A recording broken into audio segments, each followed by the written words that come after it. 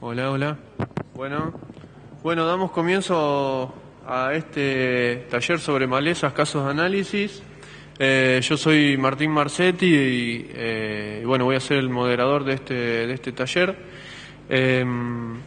Van a ser dos las especialistas encargadas de responder las preguntas que ustedes hagan y pueden ir anotando. La presento primero a Carolina Istilar, de la izquierda mía, ingeniera agrónoma, ha realizado estadías de trabajo y cursos de posgrado en malezas en Francia, España y universidades de Argentina. Actualmente realiza su tesis doctoral en la Facultad de Ciencias Agrarias y Forestales de la Universidad de La Plata. Trabaja en la chacra experimental de Barrow, en su especialidad maleza en cultivo extensivo de la región pampeana sur. Las líneas de investigación que lleva a cabo son relevamiento de malezas, residualidad de herbicidas en el suelo, resistencia a malezas de herbicidas, control y manejo de maleza en trigo, pastura, girasol, soja y otros cultivos de la región. Y en segundo lugar, Jorgelina es Montoya, quien es ingeniera agrónoma, investigadora del INTA, ha realizado el doctorado en Ciencias Agrarias de la Universidad Nacional de Mar del Plata y actualmente es coordinadora del proyecto específico Los agroquímicos como fuente de contaminación difusa en agroecosistemas. Desarrolla las líneas de estudio relacionadas al manejo de maleza en la región semiárida y subhúmeda pampeana y estudios de la dinámica de los herbicidas en el suelo. Bueno, la presentación va a estar a cargo de Jorgelina Montoya, así que bueno, te invitamos a presentar.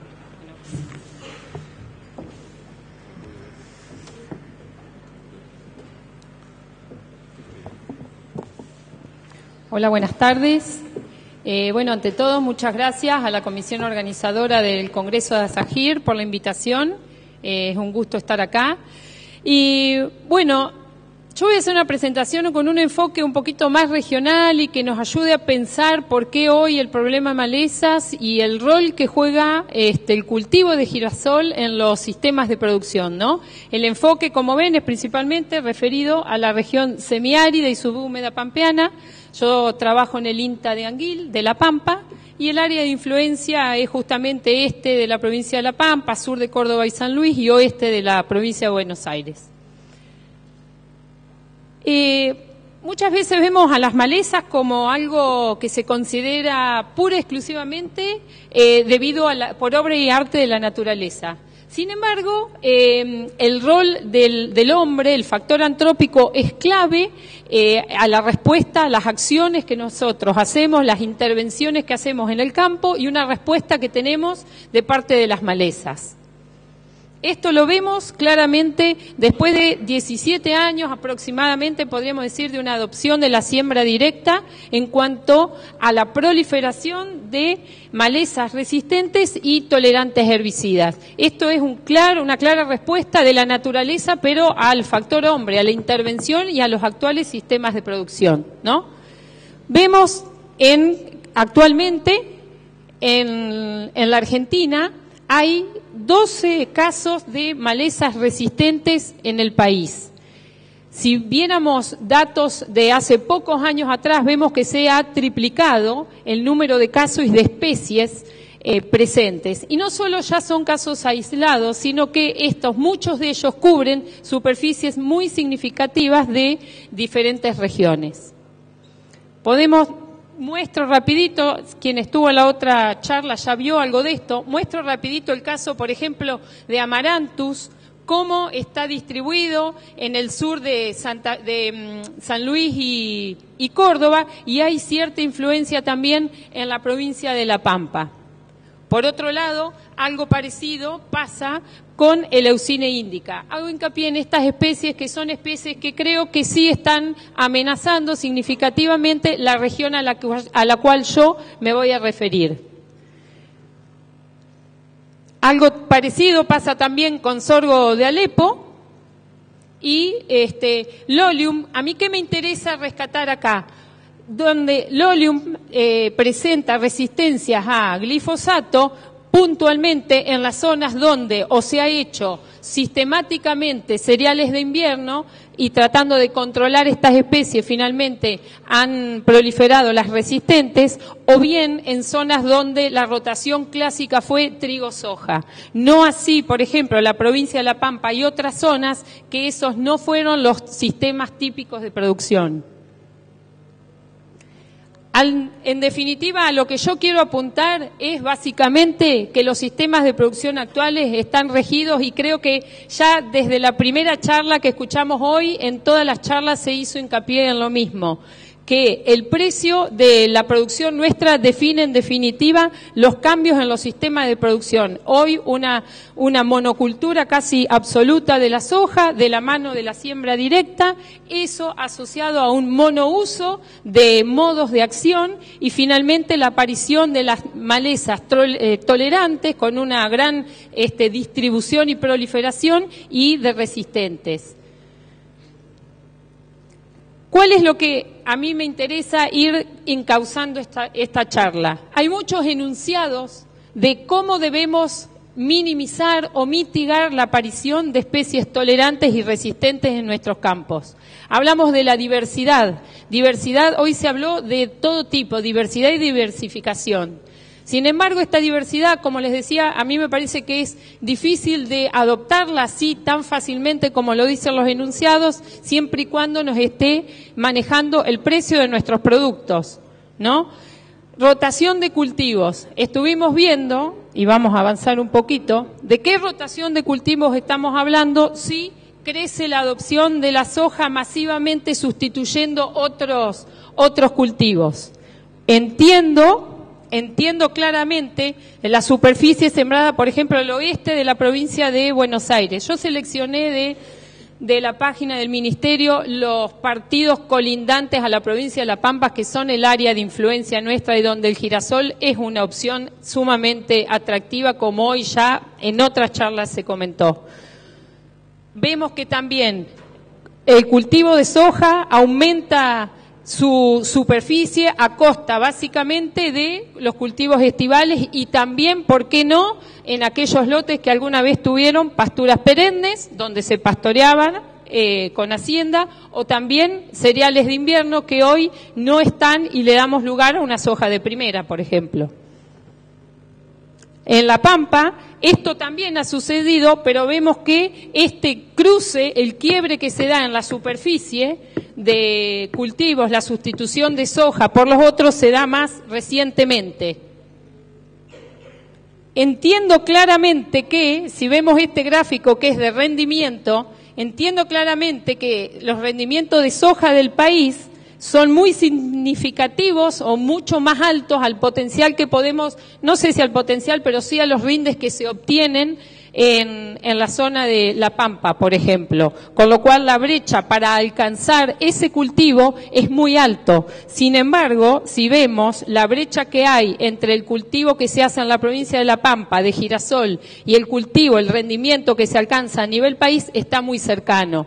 Y es ahí donde el girasol tiene un nicho clave para ser ocupado, y por eso es tan significativo el cultivo en nuestros sistemas de producción, porque difícilmente alcancemos los rendimientos potenciales de soja, pero sí podemos alcanzar los de girasol. Y otra vez, si tenemos un precio que es prácticamente igual para un cultivo que el otro, pero aún así la facilidad del cultivo de la soja de la mano de un sistema de producción que a veces ha resultado ser práctico para el productor, se termina haciendo aún así la sustitución del girasol por la soja.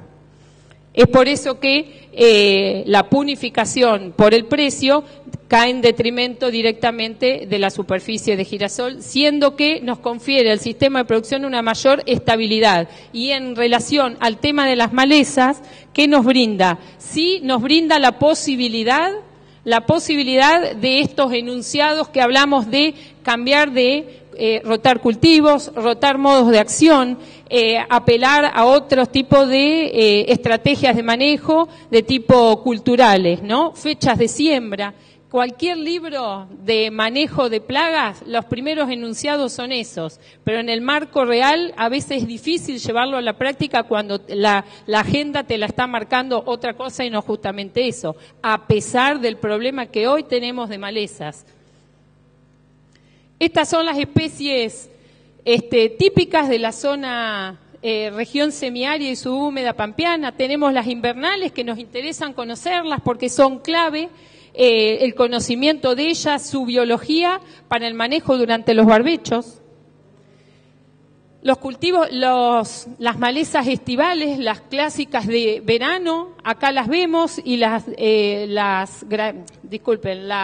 hoja ancha, estivales, y las gramíneas, mientras estas serían las típicas y comunes que tenemos, que si bien no son tolerantes, resistentes, son un problema, compiten por los mismos recursos que el cultivo, con lo cual tenemos que atender también a estas especies. Por otro lado, hay otras especies que han proliferado durante los años, estos últimos años, como Chloris, Eleucine, las dos Eleucine, sorgo de Alepo resistente. Pero a mí me gustaría hacer hincapié que, si yo me refiero nuevamente a los mapas que mostré anteriormente, veían que apenas había alguna incidencia en la provincia de La Pampa. ¿Y será que en la provincia de La Pampa todavía los sistemas de producción mixtos intervienen un poquito? ¿Todavía tenemos algo de girasol dando vuelta y podemos aplicar los enunciados del manejo integrado de malezas, que está de la mano de la rotación de cultivos, rotación de modo de acción? ¿Podrá esto servir de ejemplo a otras zonas? Eso es lo que a mí me interesa, y me interesa rescatar que eso no se pierda en la región semiárida, ¿no? Desde relevamientos de malezas que hicimos ya hace tiempo, con Martín recién se acordaba de los pictos de hace varios años atrás, donde se promovía el trabajo y los estudios en líneas asociadas al girasol. Hicimos un relevamiento de maleza y ya hace varios años atrás, que veíamos que en los sistemas de siembra directa crecían las poblaciones de Amaranthus quitensis, en gran medida relacionado no solo con el sistema de labranza, sino también con la incorporación de los girasoles IMI. Las imidazolinona en general no han controlado bien las familias de las amarantáceas. Por otro lado, ¿qué veíamos? Que las quenopodiáceas, que hoy ya casi que no nos acordamos de la quinoa, caen frente a un sistema de labranza convencional, cuando todavía podíamos comparar un sistema contra otro, ¿no? Esto es 2008, último relevamiento. Lo mismo pasaba con chamico, y acá que veíamos que con Isa bonariensis ya se vislumbraba en ascenso, y hoy lo tenemos distribuido en toda la zona agrícola del país. Pensando en que el manejo de maleza ya tenemos que empezar a pensarlo a partir del barbecho, y en particular en la región semiárida y subhúmeda pampeana. No sé si alguno de ustedes estuvo en la charla de Beto Quiroga y de Martín Díaz Orita, pero se hizo hincapié en eso, en la acumulación de agua en el perfil, y la acumulación de agua en el perfil la logramos justamente con la supresión o la inhibición del establecimiento de malezas. Estos son ilustraciones que pueden servir de ejemplo. La zona de Hilario Lagos está muy cerca entre la zona de Realicó, cerca al sur de Córdoba. Vemos un barbecho al momento de la siembra, 0 y 30 y 60 días de barbecho. Esto es 0 de barbecho, y esto al momento del establecimiento del cultivo, el fracaso absoluto de la implantación del cultivo si este barbecho no se hizo oportunamente. Otro ejemplo similar es en la zona de Miguel Riglos, más al sur, cerca de Macachín, al sur de la provincia, sureste. Tenemos un testigo enmalezado, básicamente este es Polygonum. Momento de la siembra, 30 días de barbecho, con residuales más un preemergente, vemos el establecimiento de cultivo, mientras que esta foto vemos que sin el uso de los residuales, un barbecho de 30 días también, pero sin residuales, cómo se resiente la implantación y la pérdida de plantas y de densidad a la implantación del cultivo. Esto marca no solo la necesidad del barbecho a la implantación, sino también va a definir rendimientos, ¿no? La acumulación de agua en el perfil. Para esto, yo les voy a contar ahora básicamente ¿Cómo se manejan, o en términos generales se maneja el cultivo de girasol en la región semiárida? En general, podríamos comentar primero que el barbecho de cobertura, el cultivo de cobertura, no está muy establecido para un cultivo de tipo de girasol, porque nos estaría haciendo casi un efecto maleza, también dada la fecha de siembra, que es muy temprana y no alcanzamos a recargar los perfiles hasta entre la quema del cultivo de cobertura y la implantación de cultivo. Por lo cual, en general, todo se maneja con estrategias de barbecho químico. Los tratamientos típicos pueden ser intervenciones o de glifosato y 2,4-D, o bien algún quemador, como puede ser, dependiendo de la maleza que tengamos presente, puede ser un carfentrazone o oxifluorfen, y a eso le podemos sumar algunos de los residuales. Es muy frecuente la utilización de sulfentrazone. Sulfentrazone podemos utilizarlo en 2 dosis, en un rango de dosis, según la longitud de barbecho y la estrategia de manejo de herbicidas residuales que haga posteriormente. Después explico un poquito mejor con los preemergentes el sulfentrazone. Una alternativa muy interesante es el uso de diflufenican en dosis de 180 a 250 centímetros cúbicos, dependiendo de la longitud de barbecho, de 30 a 60, 70, 80 días. Es un herbicida muy enfocado a malezas invernales, con lo cual tiene un posicionamiento interesante en esa ventana. Flumioxacin, que también vamos a tener que jugar con las dosis desde 30 centímetros cúbicos a 80, pero dependiendo de los periodos de barbecho. 30 centímetros cúbicos, un presiembra, 15, 20, 30 días, 15 o 20, 30 días antes de la siembra, puedo ir incrementando dosis hasta un barbecho de 60, 80 días o 90, siendo que el girasol es sensible a los residuos de flumioxacin y puede provocar hasta pérdida de plantas. Con lo cual, este es un aspecto muy considerado en la zona nuestra, donde los suelos son franco-arenosos a arenosos. Prometrina, también un herbicida que está reapareciendo nuevamente. ¿Y por qué reaparece prometrina en los sistemas de producción? Pero no justamente pensando en girasol, sino tratamos de pensarla en soja. Porque tratamos de pensar en la inclusión de nuevos modos de acción, de la rotación de modos de acción. Y a mí acá lo que me interesa marcar es los diferentes modos de acción que nos brinda el cultivo de girasol frente a estos enunciados de rotación de cultivo, rotación de modos de acción. Justamente el girasol nos brinda esa posibilidad de rotar modos de acción durante su ciclo de cultivo, desde el barbecho hasta situaciones de pre y post emergencia.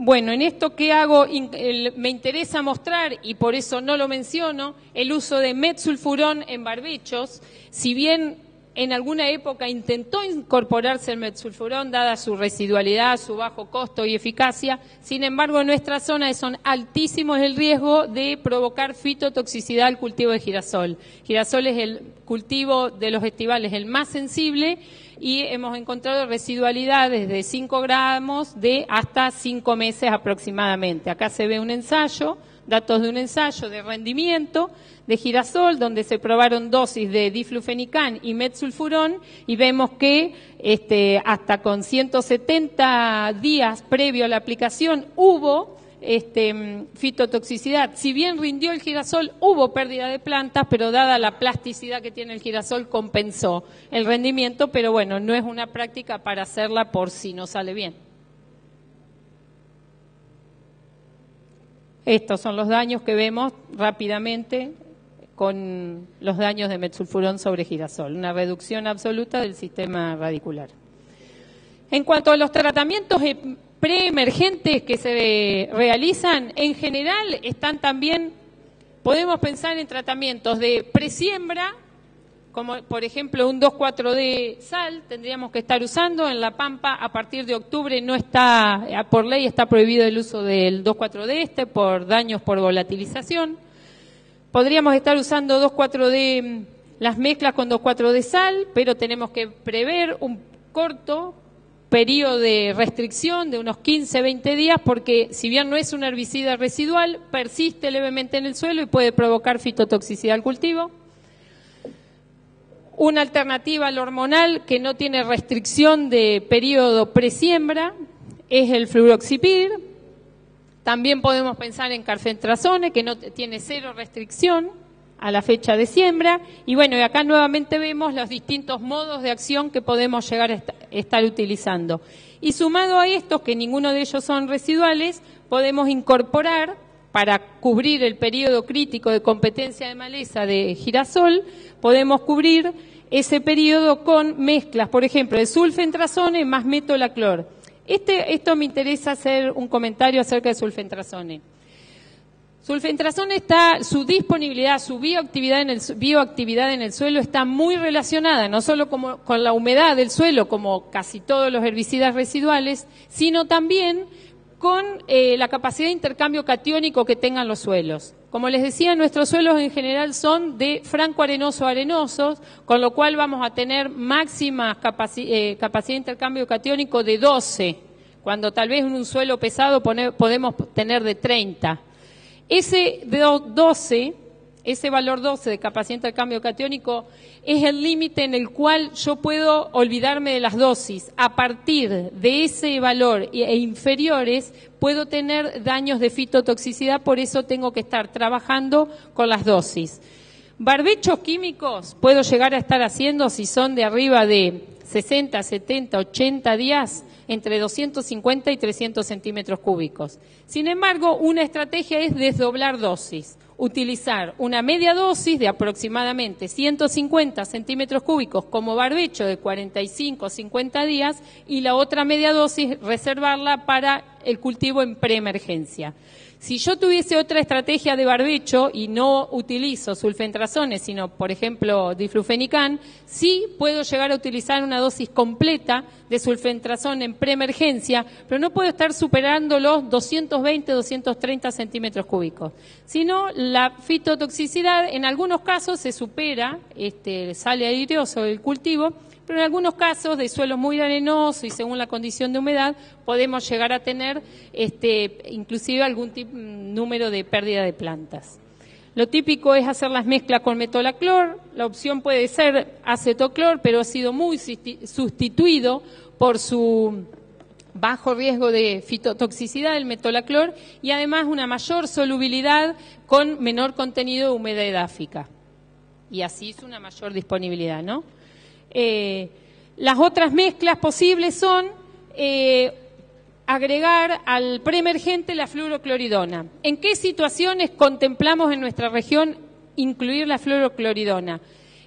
Al sulfentrazone se le escapan las crucíferas y hay crucíferas de emergencia primaveral también, primavero-estival. Con lo cual, en esas situaciones, cuando nosotros sabemos que en ese lote tenemos el problema instalado, porque las crucíferas empiezan a emerger ya en otoño, la inclusión de la fluorocloridona es una opción para ampliar el espectro de control.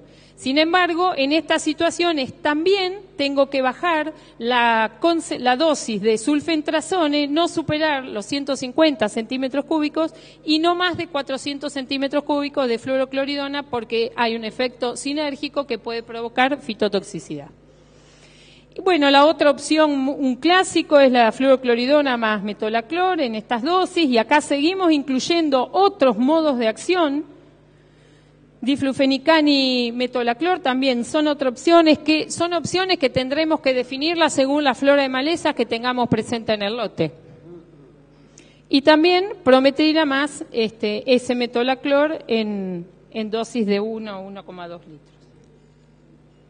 Bueno, esto es lo que los daños que uno puede observar de sulfentrazone. Hay un alargamiento de la hoja, hay una cierta clorosis, más que clorosis es necrosis, típica de los herbicidas PPO. En general, estas plantas ustedes pueden ver que el cultivo los supera aereosamente, pero hay ciertas situaciones de plántulas más pequeñas que pueden llegar a perderse si la dosis que se usó fue alta. Estos pueden ser en alguna situación daños de diflufenican, sin embargo, normalmente no provoca pérdidas de planta, uno puede ver algún daño de este tipo en el lote, pero el cultivo lo supera sin ningún perjuicio. al igual que fluorocloridona, también puede provocar algún daño, pero no son daños que se traduzcan en mermas de rendimiento. Como tratamientos postemergentes podemos tener, en caso de escapes de alguno de los tratamientos preemergentes que le mencioné anteriormente, para hoja ancha contamos con Benazolin o Aclonifen. Son pocas las opciones, espectro de control bastante acotados. No podemos pensar en la estrategia de manejo del girasol basado en esto, sino que nos pueden llegar a servir como un rescate, un escape de alguna especie. Y bueno, y los graminicidas postemergentes, ¿no?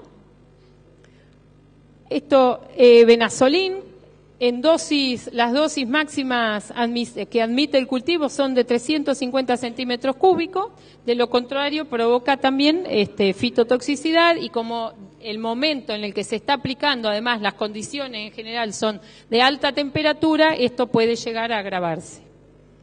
Y por otro lado existe todo el grupo de la tecnología Clearfield. La tecnología Clearfield ha sido adoptada masivamente. En general se ha adoptado, creo que pensando en los lotes que tenían más problemas de malezas, ¿no? Lotes, por ejemplo, con mucho sorgo de Alepo, donde yo tenía que hacer un preemergente y sí o sí después entrar con un graminicida postemergente.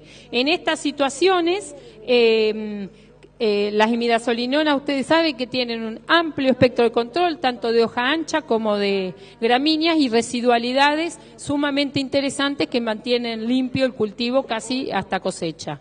Y bueno, se ha adoptado masivamente, creería que más esta tecnología del CL Plus tiene está en el mercado recientemente, con lo cual el productor lo va incorporando de a poco.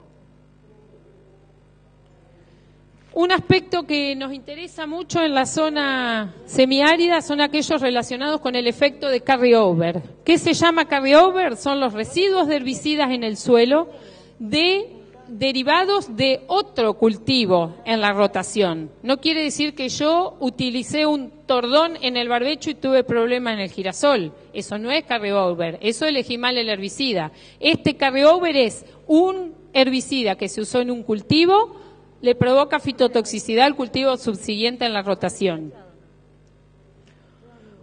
Un ejemplo clásico que se vio hace aproximadamente unos 3 o 4 años atrás, cuando explota y se instala el problema de rama negra, se traslada directamente la tecnología del uso de diclosulán en soja de otras zonas a la región semiárida. Con lo cual a veces es un error, porque las dosis que se usan en otras zonas a veces no tienen nada que ver con las dosis que admiten otros sistemas de producción. Y en esta situación fue eso lo que sucedió. Se trasladó el uso de diclosulán con una dosis de 30 gramos por hectárea, se sembró soja, se cosechó soja, a la temporada siguiente se hicieron lotes de girasol con antecesor soja con diclosulán, y este fue el resultado de los cultivos. Hoy, ya después de 3 o 4 años, creo que ya todos los productores, cuando van a hacer diclosulán, tienen que definir qué van a hacer al año siguiente en la rotación de cultivos. Girasol no, ese quedó claro. No, solo trigo o maíz. Sorgo provoca fitotoxicidad, cebada también, colza también. Otro aspecto a considerar es el carryover que pueden provocar, bajo ciertas circunstancias, los residuos de imidazolinonas de los cultivos de girasol en la rotación de cultivos. Bajo ciertas circunstancias de bajo registro de precipitaciones, que la zona semiárida por eso se caracterizan justamente por precipitaciones relativamente bajas y erráticas, y es ahí, en esas zonas, donde principalmente se dan los efectos de carryover. Es que ensayos que hemos realizado en la sucesión de cultivos de avena, cebada y trigo, con tratamientos previos de un testigo, el Clearsol, doble dosis de Clearsol, Clearsol Plus y doble dosis Clearsol Plus, hemos visto ciertas situaciones que las dobles dosis principalmente del Clearsol Plus, la doble dosis, ¿a qué apunta? A simular una doble pasada o una superposición de pasadas, ¿no? provocan cierta merma de rendimiento, podríamos decir, en avena, aunque no es tan significativa la pérdida de rendimiento como la pérdida de producción de biomasa, que es ahí donde vemos principalmente la reducción, no tanto en rendimiento. Si nosotros pensamos en hacer algún tipo de cultivo de algún verdeo, por ejemplo, en eso sí me estaría afectando la producción de biomasa. En esta situación, en este año vimos que cebada fue el cultivo que más se resintió a la presencia de residuos del Clear Surplus. Y bueno, esto era lo que yo les quería comentar en cuanto al manejo en la zona semiárida y subhúmeda, y bueno, quedamos. Gracias.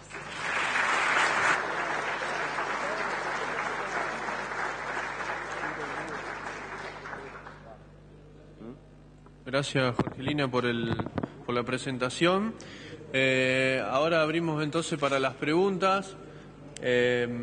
Lo ordenamos, de alguna manera tenemos dos zonas. Carolina va a responder un poco más si hay preguntas del sur, de la zona sur y sudeste, y Jorgelina más hacia el oeste de Buenos Aires, La Pampa, San Luis, esa zona que es diferente.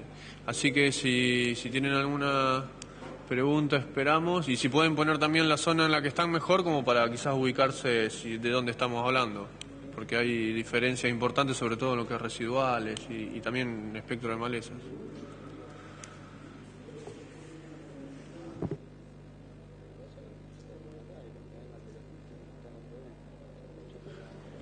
Mientras esperamos.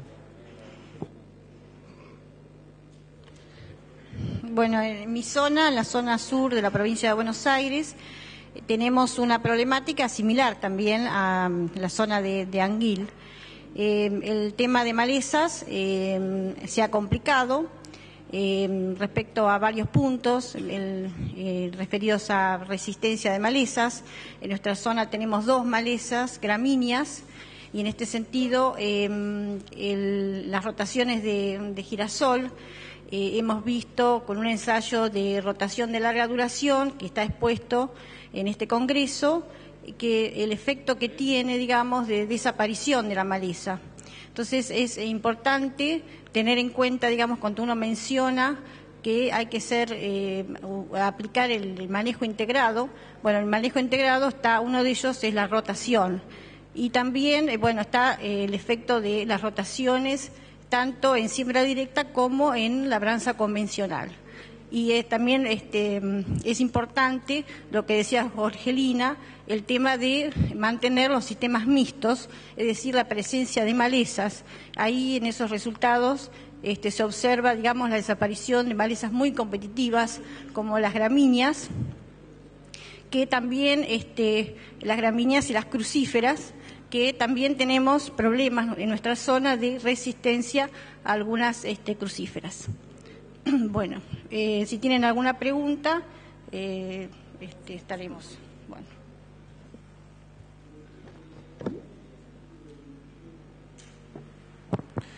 Bueno, la primera pregunta dice si puede haber un compromiso entre la reducción de dosis en barbecho para evitar la fitotoxicidad y el aumento del riesgo de generación de resistencia por subletalidad. No, pero en general las dosis que se plantean acá no necesariamente son subletales de las malezas. El control de la maleza, la que está viva, o sea, el tratamiento post-emergente es eficaz y la residualidad es más corta o más larga, pero no necesariamente van a ser subletales en estas situaciones de dosis para esta zona. Sí, eso también depende de las malezas. Nosotros tenemos malezas muy problemáticas, en realidad podemos mencionar una de ellas que es la rama negra, que está distribuida en toda la región pampeana, y ahí tenemos que ser muy, muy cuidadosos con el uso primero de un monitoreo, digamos, ver también la densidad de las malezas, de la rama negra, que tiene un periodo de emergencia muy escalonado. Entonces, el tema de las dosis tenemos que tenerlo en cuenta, de los herbicidas que vamos a usar, y en el caso también de girasol, vemos que el año pasado, por ejemplo, con el uso de hormonales hubo problemas, o sea que es un punto a tener en cuenta. Bueno, hay otra pregunta que viene de Mendoza, o sea que venimos fuera de las dos zonas, pero vos estás más cerca, Jorgelina. Dice si hay algún preemergente probado que controle algunos tipos de enredadera, y está hablando de Polygonum. Sí, diflufenican se destaca en el control de poligonáceas en esta situación, así que hay una opción. Tal vez a mí lo que me interesaría comentar que lo que sí estamos un poco complicados en el tema de rama negra, justamente para girasol, porque no hay tantas opciones altamente eficaces. Podemos estar trabajando en mezclas en distintas oportunidades según la biología de la maleza, hacer intervenciones con glifosato y un hormonal como 2,4-D, por ejemplo, y la incorporación como un residual diflufenican es una opción interesante, pero si lo comparamos con otros herbicidas residuales, tal vez no es tan buen herbicida residual pero bueno, esa es una opción que podríamos contar, y prometrina también podría ser otra opción. Pero ya insisto, no vamos a obtener controles del 90%, tal vez de 75-80%. Sí, en el caso de enredadera no dice si es perenne o anual. No sé, porque hay una gran diferencia, digamos. No sé cómo es la pregunta, si es porque enredadera perenne, digamos, es bastante difícil en girasol. En la zona nuestra, según los últimos relevamientos, tenemos la presencia de enredadera perenne, y lo que hemos visto en algunas experiencias con las imidazolinonas, concretamente con el Clearsol, hay un efecto, pero es importante el momento de aplicación. Si nosotros hacemos la aplicación en estado vegetativo temprano, hay un quemado de la maleza que le permite al girasol, desarrollarse normalmente, pero hay un rebrote posterior. Si nosotros hacemos la aplicación en estado de prefloración de la maleza, ahí lo que se observa que la maleza, digamos, hay un quemado y hay una muerte de la maleza, o sea que según el objetivo que uno tenga va a depender el momento de aplicación del herbicida. Acá preguntan cuánto llovió en el cultivo ese que mostré donde se veía afectada la cebada en el ensayo de CL y CL+. Ese año en particular fue un año excepcional en la provincia de La Pampa porque, según las estadísticas, se da una vez en 500 años y llovieron algo de 1000 y pico de milímetros, porque se dio una situación que el 10 de marzo llovieron 400 milímetros en 2 días. Con lo cual, y aún así, hubo fitotoxicidad ese año. Repetimos ese ensayo al año siguiente con lluvias más normales, de 400 milímetros, 300 y pico, ahora no me acuerdo exactamente el valor, pero eran normales. Yo creo que ahí está jugando una situación de dinámica del herbicida en el suelo. Cuando estábamos haciendo ese ensayo y llovieron esos 400 milímetros, yo pensé, bueno, listo, este ensayo no tenemos datos de ningún tipo porque además fue un año absolutamente excepcional, ¿no? Pero indudablemente hay dinámica de herbicida en el suelo. Ustedes saben que los herbicidas se absorben y se desorben, y estos responden a distintos procesos que se dan a nivel de coloide y de la molécula. Estamos haciendo ese tipo de trabajos de absorción, desorción, para tratar de explicar y conocer un poquito más la dinámica del comportamiento de los herbicidas en el suelo. Pero bueno, esta es la respuesta. Acá hay 2 preguntas que se pueden responder en una, y habla de qué estrategia de control de yuyo colorado común hay al escape del Clearfield y también del Palmeri. Habla. Sí, bueno, en nuestra zona no tenemos problemas, sí en la zona norte de yuyo colorado. Es una maleza que se puede controlar con herbicidas preemergentes. El sulfetrazone es uno de ellos. También la fluorocloridona, que generalmente en la zona nuestra se mezcla con un gramicida, entonces así tenemos un amplio espectro de control. Y también con los postemergentes, con el aclonifen, con el benazolín también tienes algo de control, y con los Clearsol. Hasta el momento no hemos tenido problemas con este producto, ¿no? Sí, creo que es una opción justamente al manejo de las amarantáceas resistentes, ¿no? Los herbicidas que nos ofrece girasol. Flumioxacin también. Carolina, hablaba del control de convolvulus en el cultivo ya establecido. Sí, yo me refería a las experiencias que hemos hecho en el cultivo, o sea, un pozo emergente como el Clearsol en el cultivo de girasol. En la zona nuestra, la emergencia digamos, del rebrote de la enredadera es en noviembre. Sí, o sea que cuando empieza a emerger el girasol, empieza la brotación de la enredadera.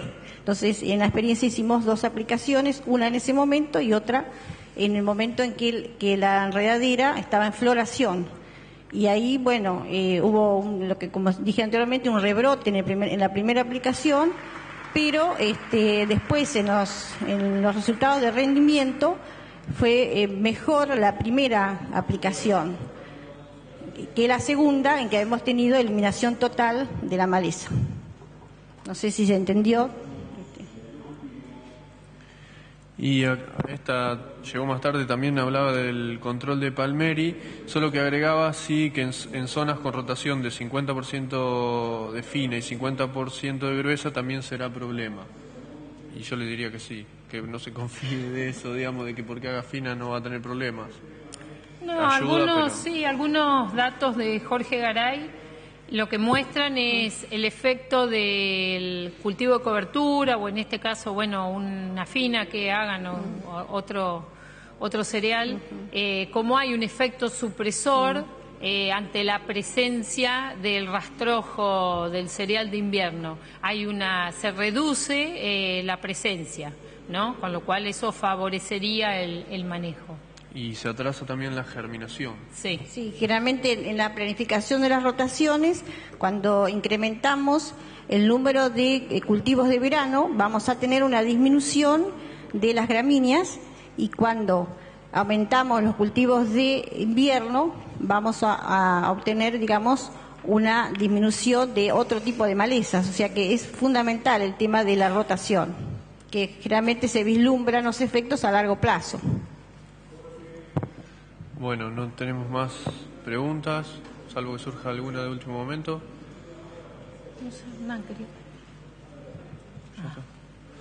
Bueno, entonces para cerrar esto, creo que quedó claro que el girasol aporta en cuanto a su diversidad, que bueno, es algo que se está hablando mucho en cuanto al manejo de malezas, ya que bueno, aporta un cultivo con una fecha de siembra diferente, una fecha de cosecha diferente, herbicidas de otros modos de acción, y eso aporta mucho al sistema, que es la mirada que tenemos que tener, y no solo de ese cultivo en sí. Y también me gustaría agregar que si bien veíamos al girasol un poco en debilidad en el control de maleza frente a otros cultivos que tenían algunas estrategias, el mal uso de esas herramientas creo que están haciendo de que los otros cultivos se parezcan más al girasol. Es decir, en vez de, lamentablemente, no mejorando la competitividad del girasol, sino que estamos perdiendo algo de competitividad en otros cultivos por el aumento de malezas resistentes y tolerantes. Entonces lo que lo resolvíamos fácil con 1 o 2 herbicidas, hoy hace que ya no lo tengamos más. Entonces en esos cultivos como soja y maíz también tenemos que empezar a rotar, a usar residuales, a ver fitotoxicidad y demás, que de alguna manera va a equilibrar la situación con el girasol en cuanto a toda esta complejidad que tenía, y que lo veíamos como el que había quedado un poquito atrás. Así que bueno, el aporte en diversidad, el uso de residuales como estrategia de base, con el cuidado que hay que tener, sobre todo por las zonas en las que se hace arenosas, y bueno, y tener este cuidado de los cultivos anteriores con sus herbicidas también por el carryover, como habló Jorgelina. Así que quería agradecerles a las dos disertantes, espero que les haya servido, y bueno, terminamos con un aplauso para ellos.